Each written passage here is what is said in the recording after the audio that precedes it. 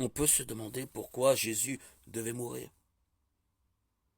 C'est le message essentiel de la Bible, l'histoire de notre rédemption. Dieu a créé les cieux et la terre, puis l'homme et la femme à son image. Il les a placés dans le jardin d'Éden pour exploiter la terre. Cependant, tenté par Satan, qui avait pris forme dans l'animal nommé serpent, Adam et Ève ont péché et ont été déchus de la grâce de Dieu. Depuis, la malédiction du péché se transmet à leur descendance de génération en génération, de sorte que nous héritons tous leur péché et leur culpabilité. Alors Dieu le Père a envoyé son Fils unique dans le monde pour prendre chair et sauver son peuple. Né d'une femme vierge, Jésus a échappé à la malédiction de la chute qui frappe tous les autres hommes. En tant que Fils de Dieu, sans péché, il est devenu le sacrifice sans défaut requis par Dieu. Et la justice de Dieu requiert que le péché soit jugé et puni. Mais l'amour de Dieu l'a poussé à envoyer son Fils unique en sacrifice propitiatoire pour nos péchés. Grâce au sacrifice de Jésus sur la croix, ceux qui mettent leur foi en lui, seuls pour leur salut, sont assurés d'avoir la vie éternelle. Jean 3,16.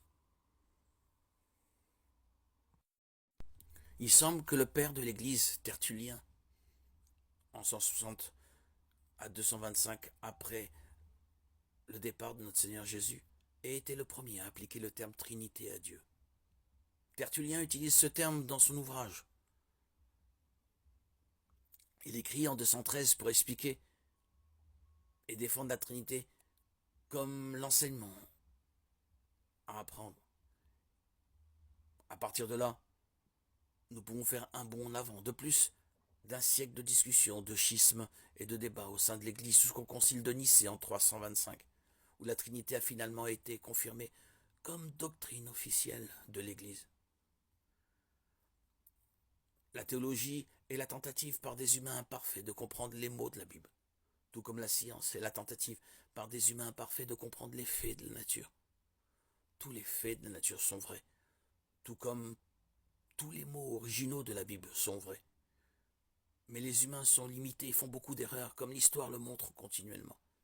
Ainsi, en cas d'erreur ou de désaccord, en science ou en théologie, les deux disciplines disposent de méthodes de correction.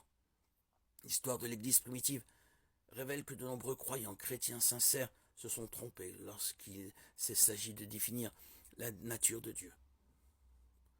C'est ici une grande leçon sur la nécessité de l'humilité. Grâce à une étude minutieuse de la parole de Dieu, l'Église a finalement été capable de formuler ce que la Bible enseigne clairement et ce qu'elle savait être vrai. Dieu existe en tant que Trinité éternelle.